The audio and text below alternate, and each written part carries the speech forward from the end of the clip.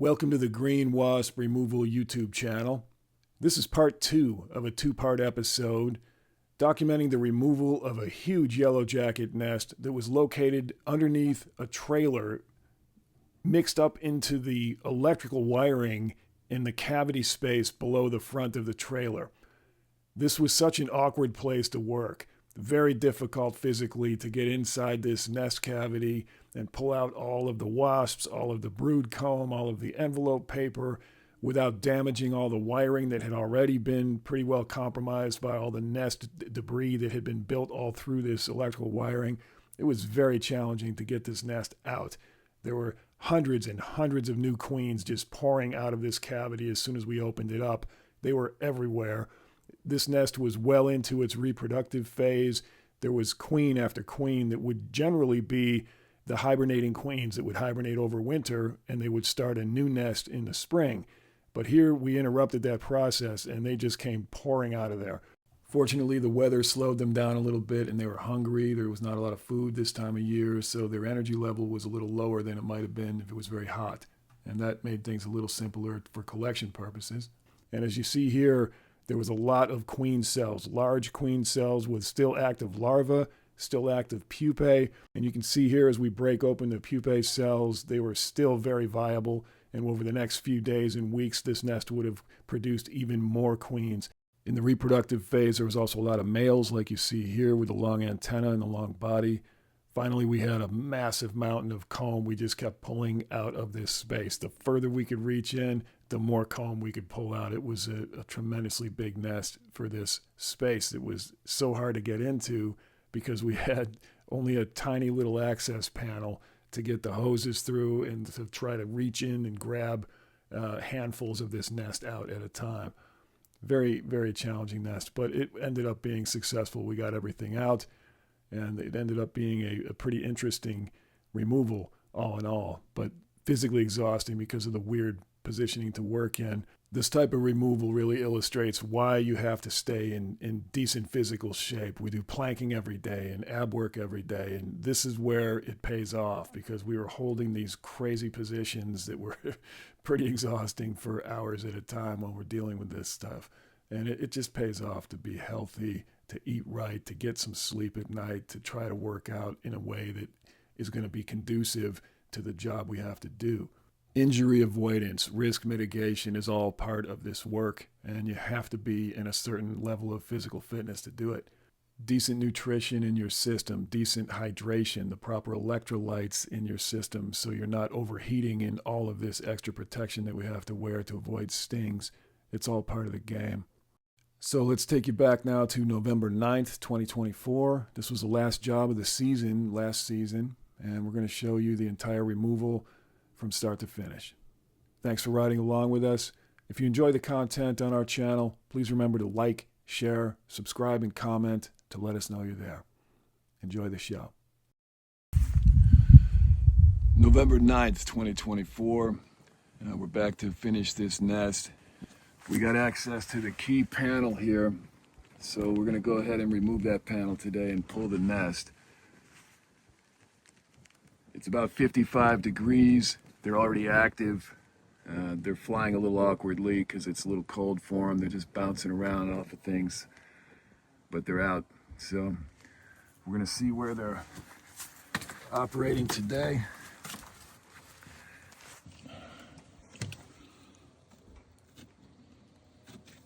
We're seeing activity from inside this space.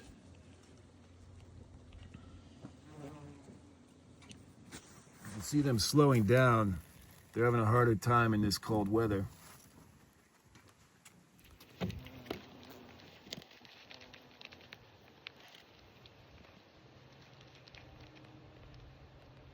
We're going to need to scope up in this space to find out if they're all part of the same nest or if they're separate.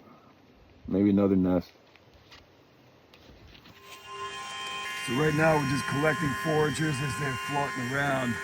They're slow right now and a little awkward in flight. They just bounce off things and they have a little hard time until it warms up. And they're also starving, so they're a little slower than normal. So we're just collecting them here as they get near the nest or as they leave the nest. They don't move very quickly in cool weather. So we just pick them up as they come out, just to reduce some of the numbers we're dealing with. You can see after a few minutes, we definitely have a collection going. So they're active today. The numbers have been significantly reduced over the last few days that we've been collecting.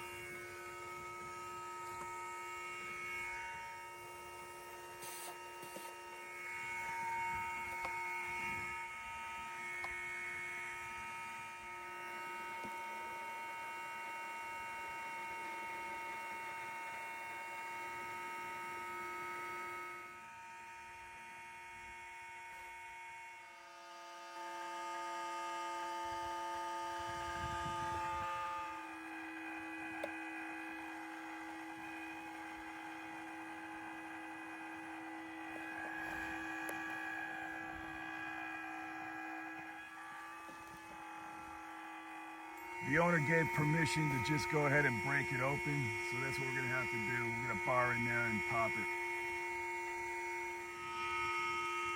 So we're gonna have to pop this lock with a pry bar, unfortunately, because the key didn't fit. So the owner asked us to go ahead and break it open and just get the nest out.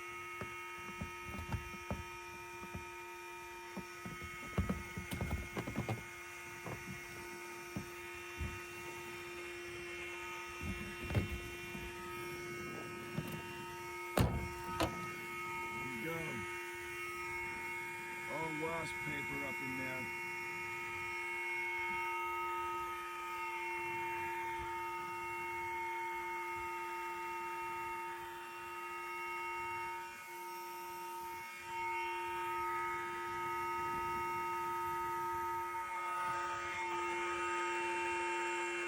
So here's a nest. This one looks like an old one. And then the one up above it is the current nest up in there.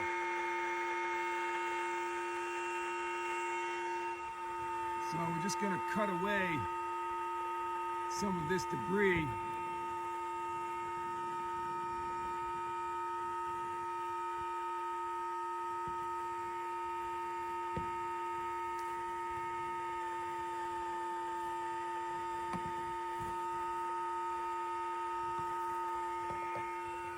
Get that old nest out of there. This is an old comb layer from a previous nest.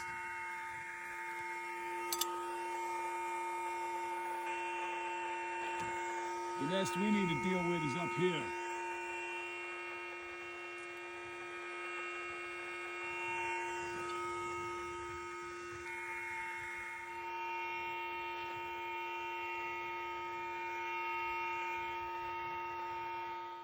So once we got into this space, the access panel had been popped open.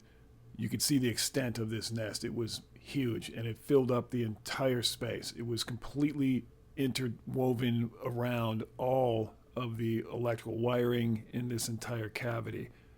The wasps had chewed away a lot of the fiberglass insulation that had been in there, and they were actually using the wiring itself as support for the combs in the nest and the envelope wrapped around the nest.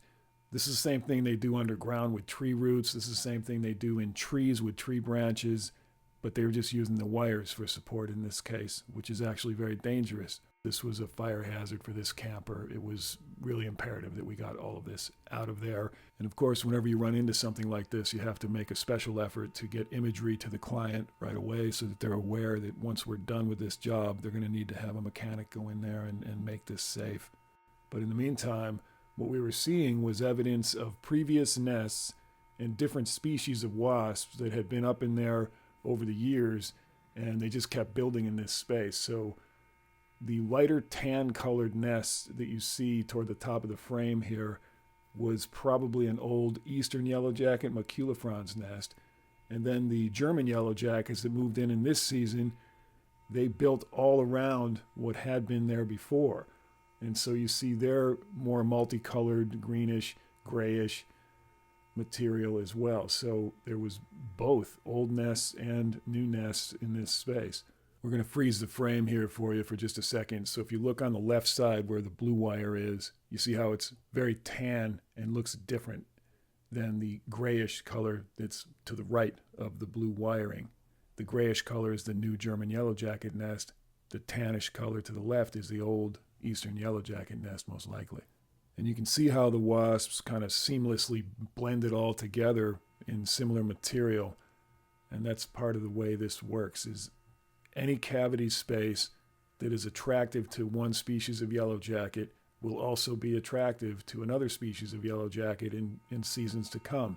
This is why you have to find a way to secure all of these spaces, seal them up tight, so that every year you don't have to go through the same problem. So here we begin the process of removing some of the envelope from the nest, and it was massive amount of envelope paper in there. And as soon as we started touching it, new queens started just pouring and dumping out on top of us all over the place, because they were all in the nooks and crannies throughout this entire nest. So we found workers, we found lots and lots of new queens, we found some males, and the more we dug and broke open the envelope, the more wasps we were seeing. So the trick here was to try to reduce the number of active wasps that might fly off by vacuuming as we went. So you remove a little material, you vacuum up whatever wasp you can find. You remove a little more, you vacuum up some more. And as we did that, queens just started bailing out and dumping all over the ground. They were literally everywhere inside that space. As you see here, the queens were just crawling all over the place, on the suit, on our veil, on the ground. They were all over. We just tried to vacuum them up whenever we could find them. Here you see the difference between a queen on the left and a male on the right. Notice how the male has long, floppy antennae and more of a long, cylindrical shaped body. And here's the queen on the upper part of the image here. And she was just one of hundreds and hundreds of new queens born in this nest. Had we not interrupted the nest, she would have gone on and mated and then hibernated for the winter. And then in the spring, she would have started her own nest. So if you can imagine how many hundreds of queens in there could have gone out and started their own nests, this one nest would have produced thousands and thousands and thousands of other wasps in other nests in the springtime. So we can't emphasize enough, if you have a space like this that is attractive to yellowjackets in any given season, then seal it up. Make sure as soon as the job is done, all the wasps are out, that you make an effort to completely seal this type of space. You would take this vehicle, this whole camper, and you'd get the thing up on a lift at a mechanic that specializes in campers and wiring and all that, and you'd have them clean out that entire lower section of the camper, and then you'd have them redo the wiring so everything's safe, and then seal everything up with weatherproof sealant, like a silicone-based all-weather sealant, as opposed to some regular caulk, which just doesn't hold up in the weather as well. A lot of queens up there.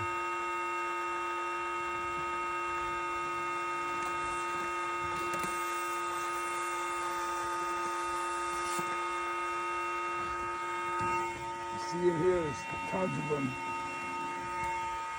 Man, that's a lot of wasps. Still got larvae out there.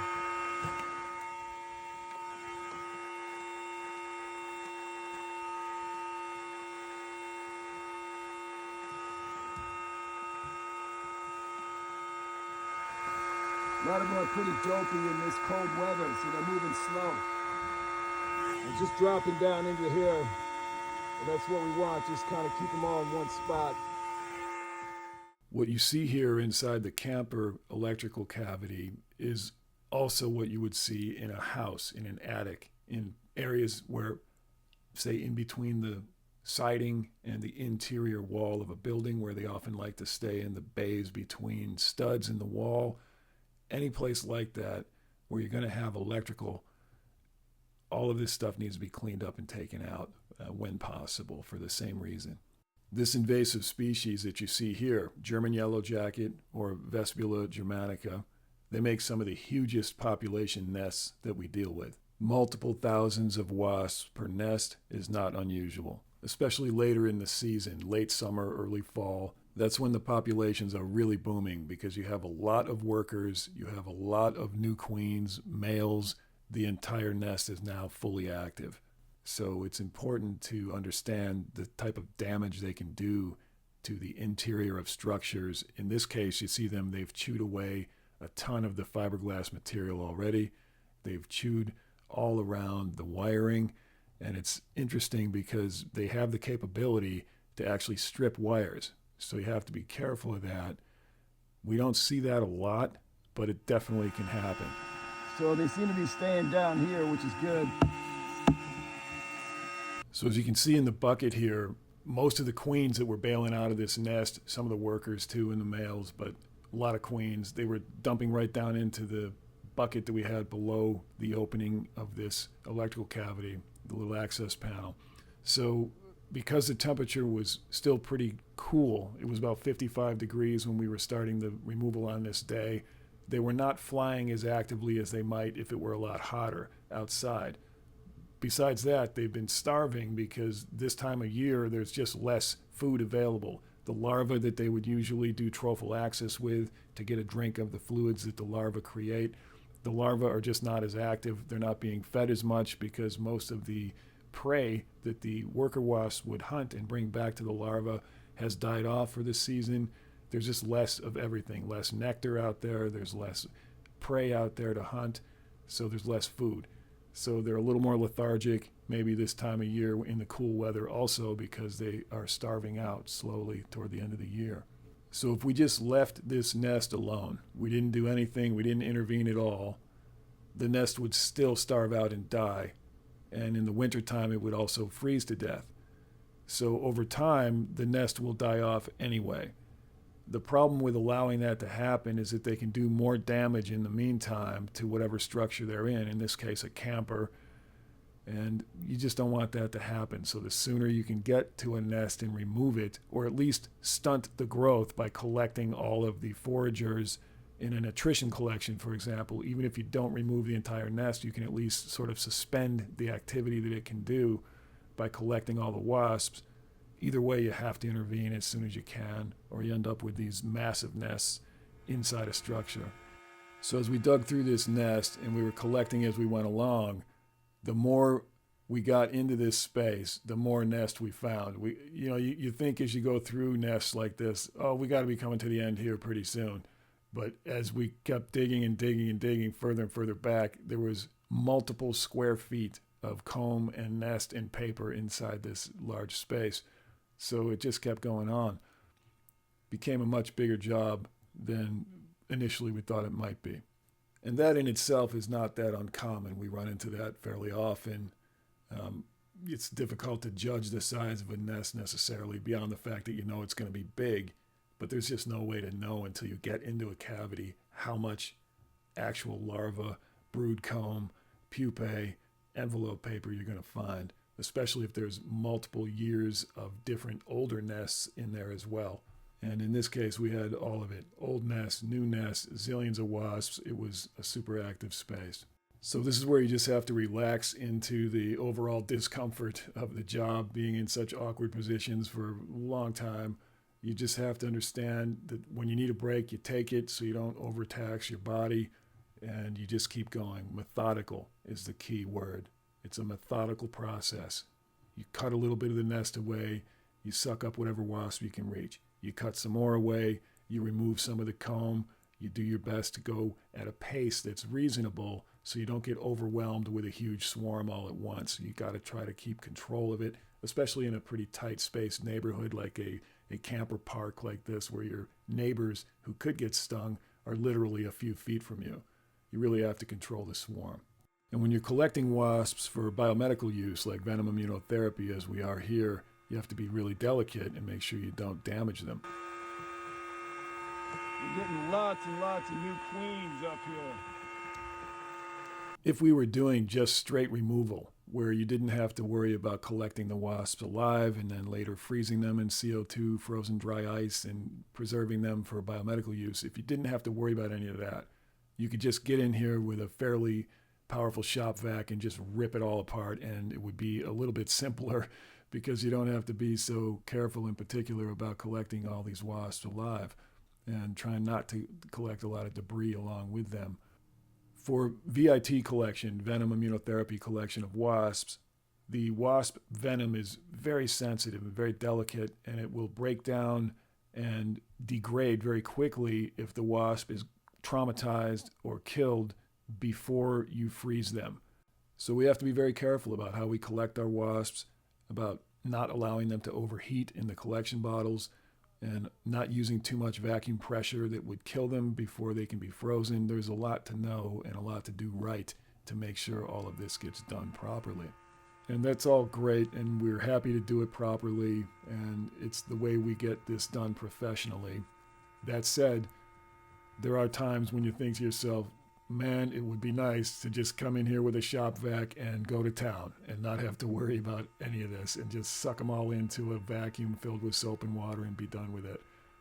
That is something you can probably see a lot of on other channels, but for this, we have to do it pretty slow and methodical and carefully on our channel because just about all the wasps we collect end up in venom immunotherapy applications.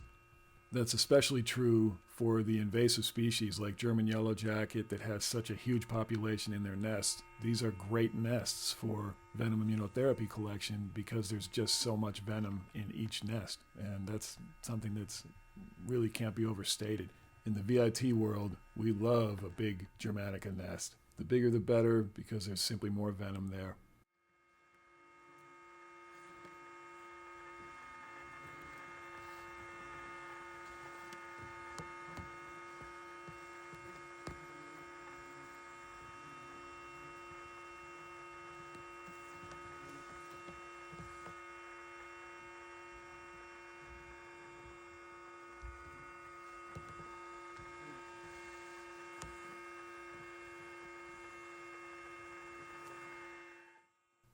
In this footage, the image you see is the only image we could see while we were collecting here. There's no ability to actually get your head up into a direct line of sight, eyeball to nest.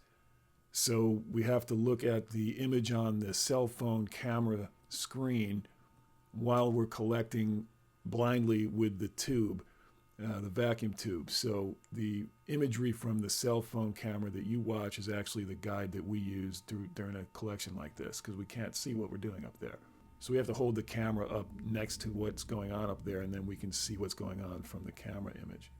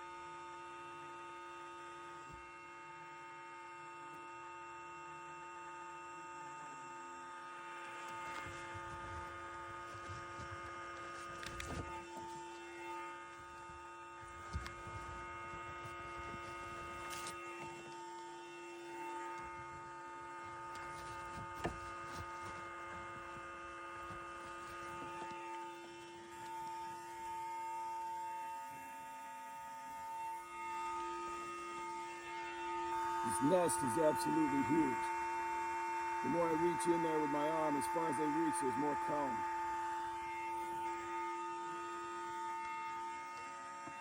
We already got a bunch out, and there's a lot more in there, all the way back through there.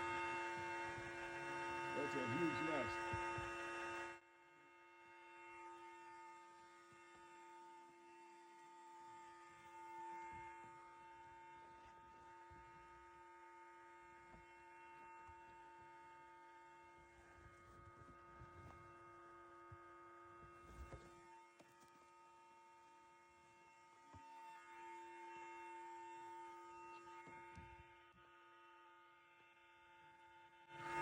It takes up this whole panel. Goes all the way down here.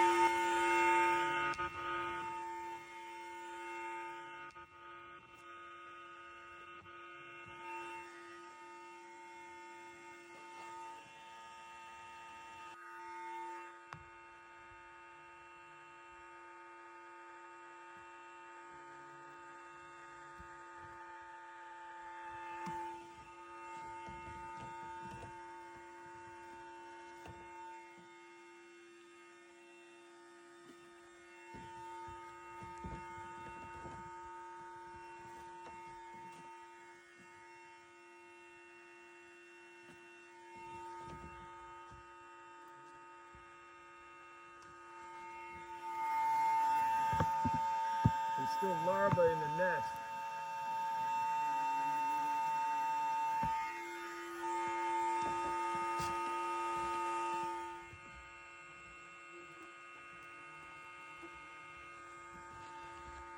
Still a whole bunch of comb up in there.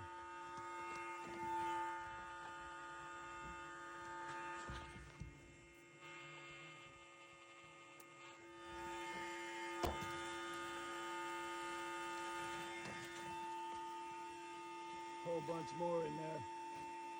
Pupa, larva. Still more up there.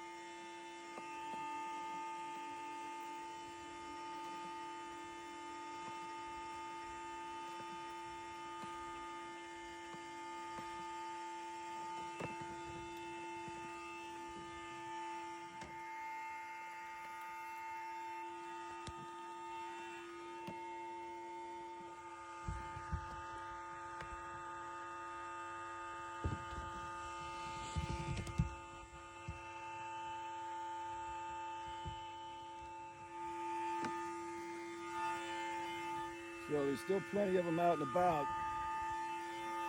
We stirred up quite a swarm here, taking them all out of the nest. Big nest. Yeah, they keep trying to get me, that's for sure.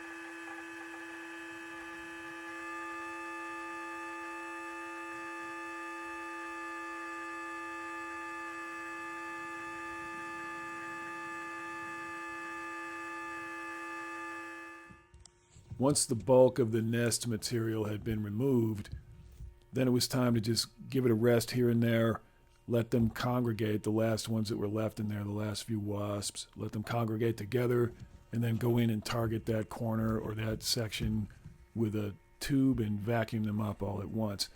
It took a while, but typically what they'll do is they'll start clustering together like you see here, and once they do that, you can go in and get them.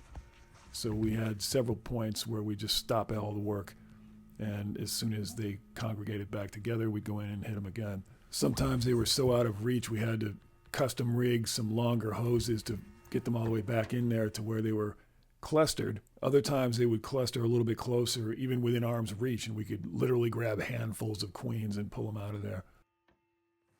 So we're just pulling handfuls of queens out of here. These are all queens. You can see from this footage, once we removed a lot of that nest material, how much had been covered up. All of this wiring had been just covered with nest material, and you couldn't even see how much wiring was in there half the time because it was completely buried in wasp material. And it also became more clear once we had everything out of there exactly how much insulation, fiberglass insulation, they had removed. They had pulled the vast majority of insulation out of that space. Just one little bite at a time, they would take that fiberglass outside and dump it. Then it really slowed down to the point where we had to just hunt down individual wasps hiding out in every conceivable nook and cranny in this cavity. It was still a significant number of wasps in there. They can't survive once the nest is pulled out and all the brood is gone, all the larvae is gone. There's no more insulating material to keep them warm inside the nest. They will freeze to death and they will starve to death because they can't do trophallaxis with other wasps or with the larvae. So there's no mouth-to-mouth feeding. So all these wasps are doomed. They will die in that space now that there's no more nest. But we do try to get out as many as we possibly can find. And it was a challenge. It took a while to get most of them out of there.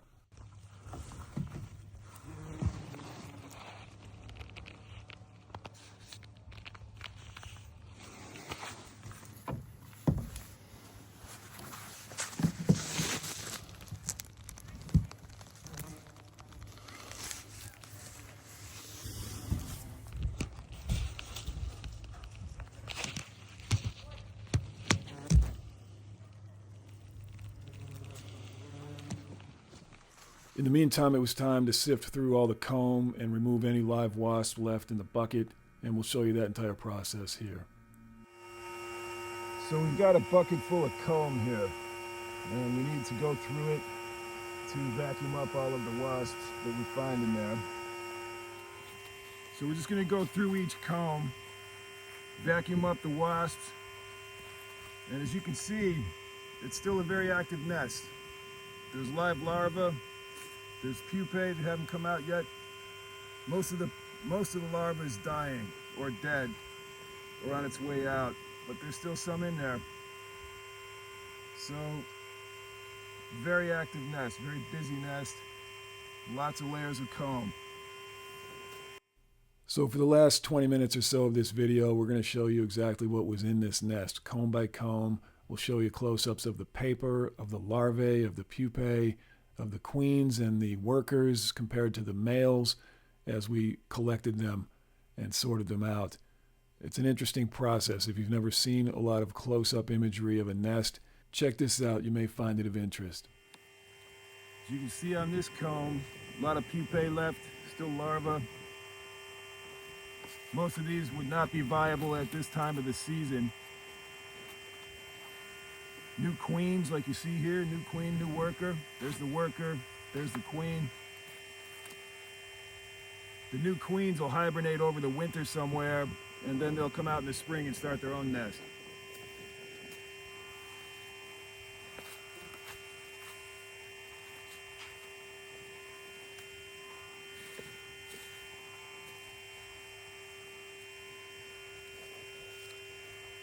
All of this paper, beautiful colored paper, was surrounding the nest inside the cavity of the undercarriage of this trailer.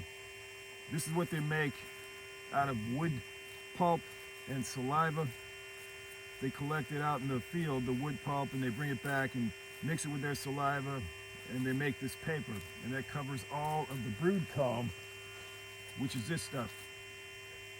This is where all the baby wasps are born. They start out as eggs. They turn into larvae, which are these little yellow grubs. And then when the grubs get old enough, they weave a silk cap. That's what you see here.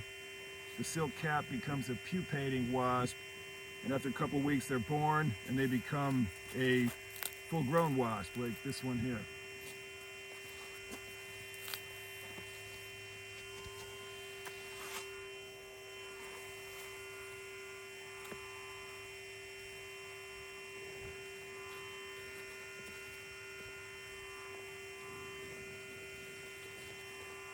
Here's a new queen. See how big she is? Here's a little worker.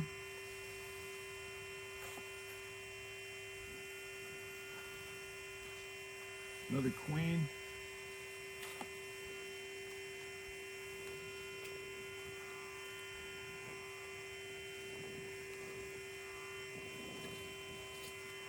Here's a worker. Here's a queen. That one looks like another queen.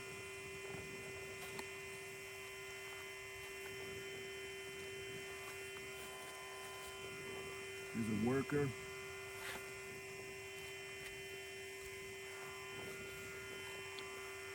This one looks like a just newly born wasp. You see how it's got a lighter color?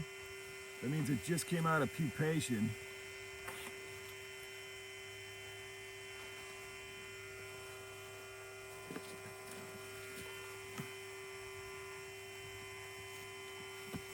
These are big combs. Here's queens, mostly queens.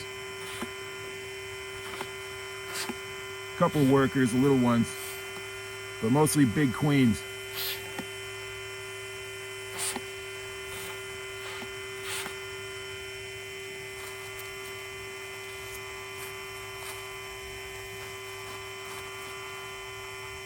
Here's the worker cells. Small worker cells. We'll show you the difference in size of comb. Here's the queen cells and the reproductive cells that are the queens or the males. Here's the tiny little worker comb by comparison. You see how big the difference is between the queen comb and the worker comb. The worker bodies are much smaller. The queen bodies are much bigger, so they need bigger cells. So all of this larva here and all of the pupae here, these would all have been queens had they survived to be born. But most of them died off before, most of them died before the season could support them. So we're coming to the end of the season.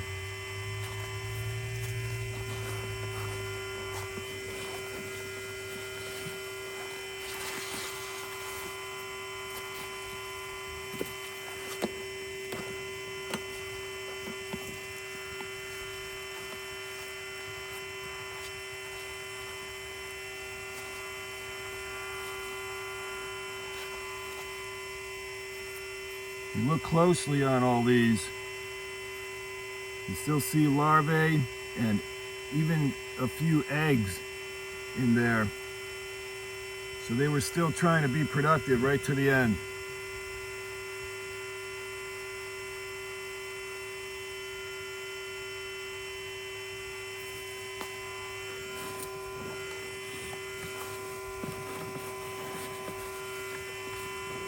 Here's the next bunch of comb. Here's a queen. Another queen coming out here.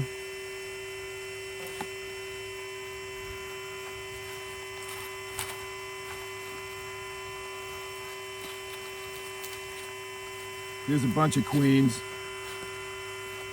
Right here. Right here.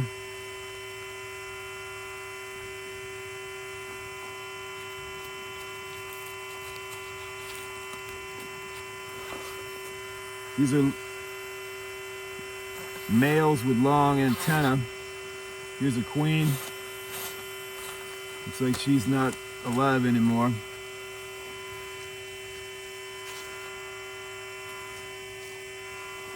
Here's a queen.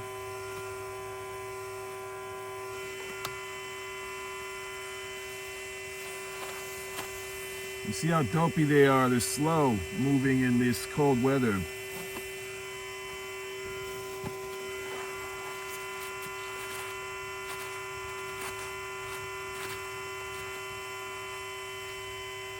Now there's larvae in just about every comb.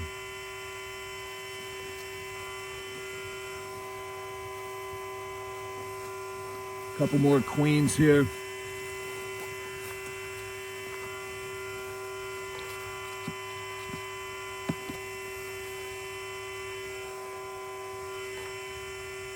The queens are big girls because they have extra fat on their body to let them hibernate and survive through the winter. So they're very large, compared to the workers, and they have kind of an antifreeze built into their chemistry. It keeps them from freezing in the winter.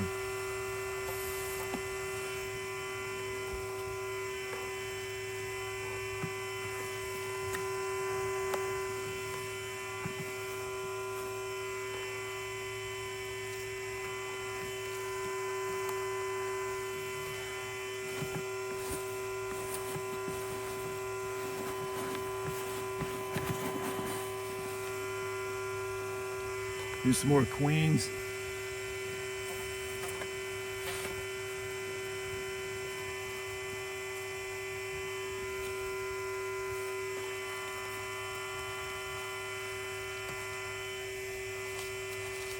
More brood comb.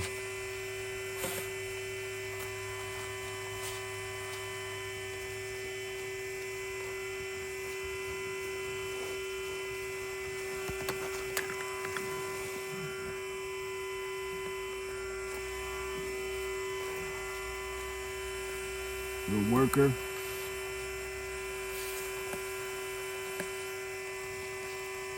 See all that larva.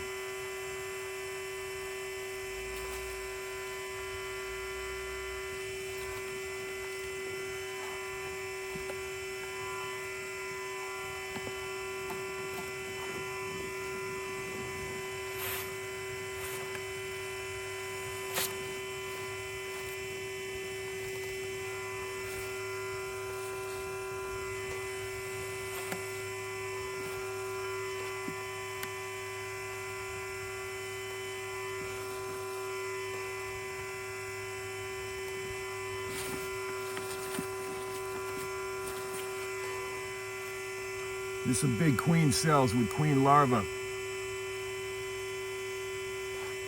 Looks like most of them have not survived the winter time coming up.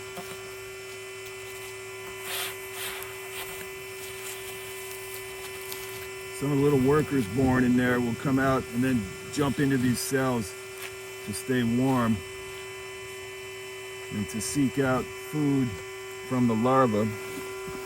The larvae actually produce kind of a sweet carbohydrate fluid that the newly born wasps would all try to drink. Here's some more queen cells. These are all pupating queens, so if you break them open, you'll see queens in various stages of development. And these are queens that would have gone to pupation and become viable queens, but now at the end of the season, they won't be able to do that. It'll get cold too quickly for them, so they won't survive. But the pupating wasps, you can see how they're starting to form.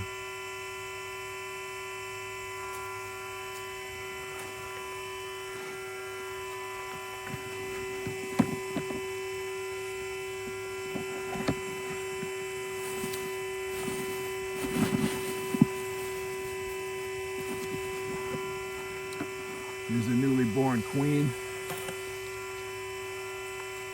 And another queen.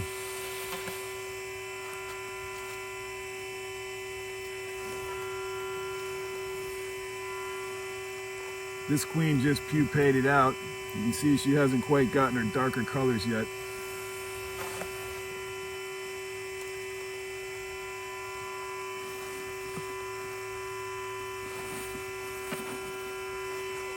Another queen.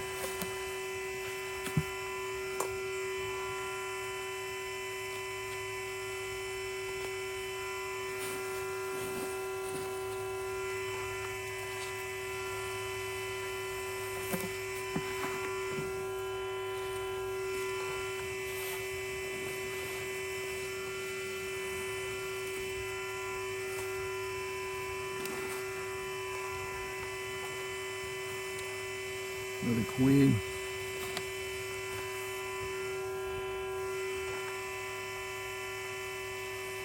This one's a male. You can tell by the long floppy antenna that it has.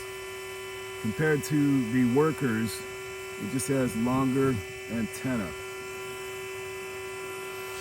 And it has slightly longer, slimmer body. So the long, slim body and the long antenna tell you it's a male.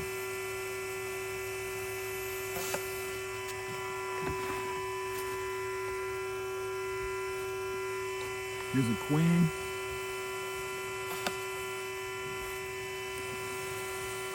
Little worker.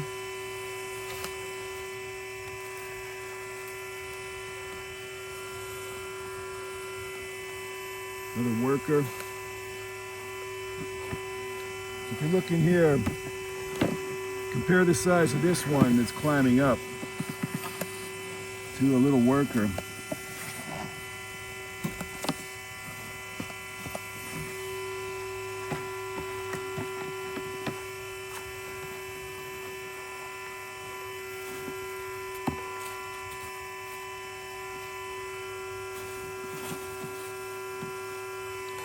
Some more comb.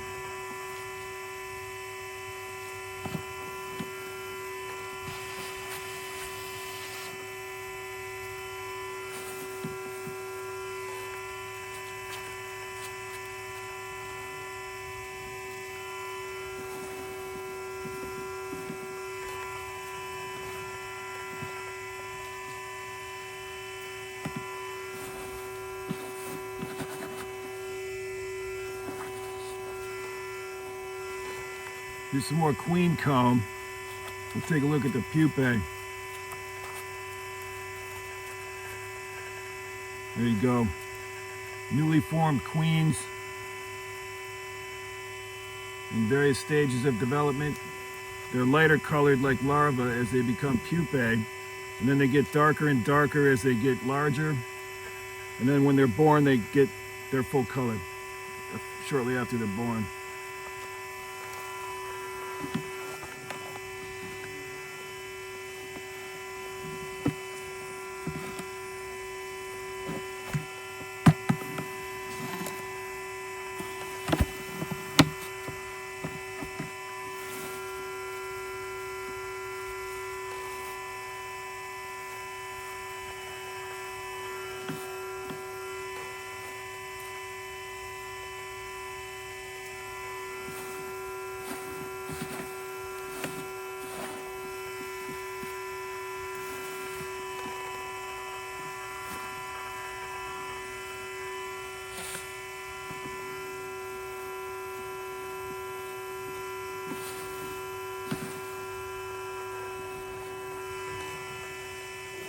Another queen.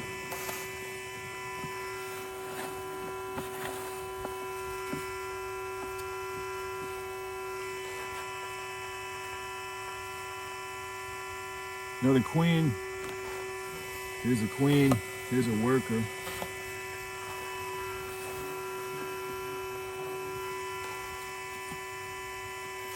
Another queen.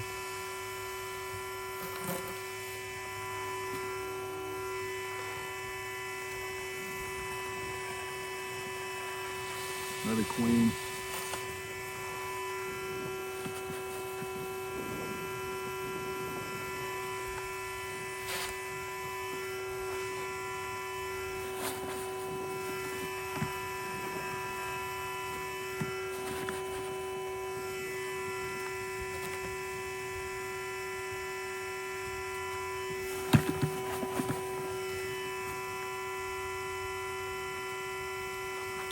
Some more comb.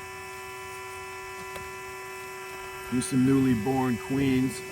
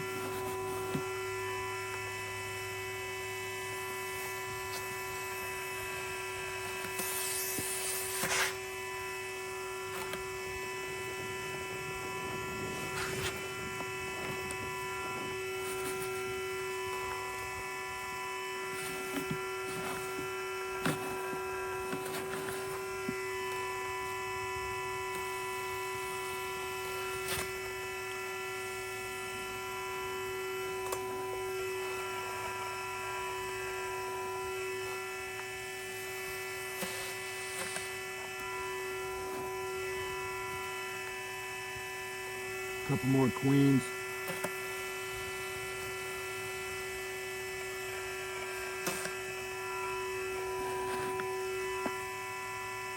Another queen here. This one's newly born. You see she doesn't quite have her darker color yet.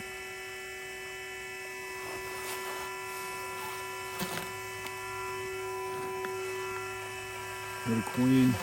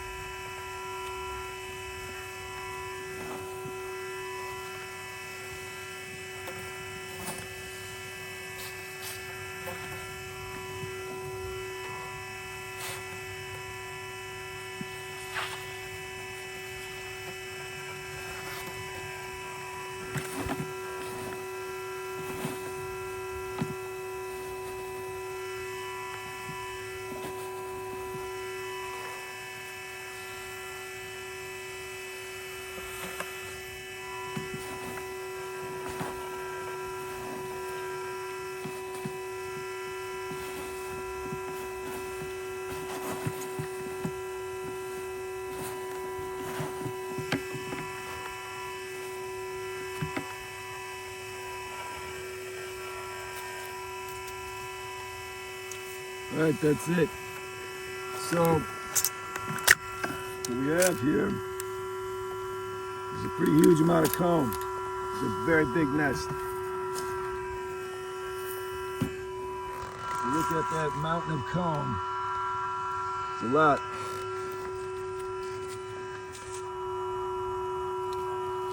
Just tons of layers of comb here.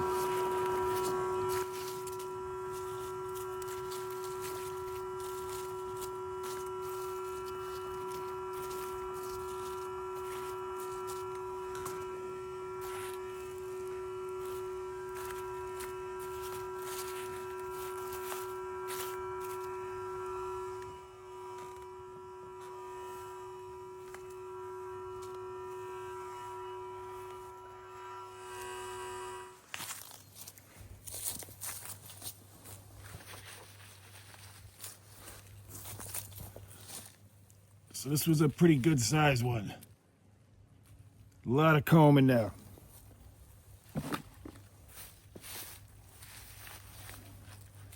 Just tons of it.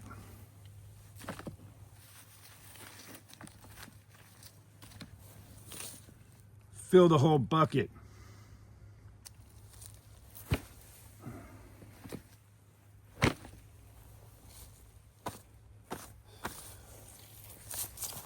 All right, so we got all our gear cleaned up and we went ahead and taped up the panel just to keep it up there. At this point, most of the wasps are collected. So hopefully they can't get back in this particular spot. They can probably still get in here a little bit, but basically they're gonna die off. The ones that are left in here that we can't reach, there's only a few of them, and they'll freeze to death pretty soon. So that's it for this episode, and that's the end of this little 2-episode series. We hope you enjoyed it. Thanks for riding along with us. We're always happy to have you here with us, and we appreciate the support we receive on YouTube. Please remember to like, share, subscribe, and comment, and we'll see you on the next one. Have a good one.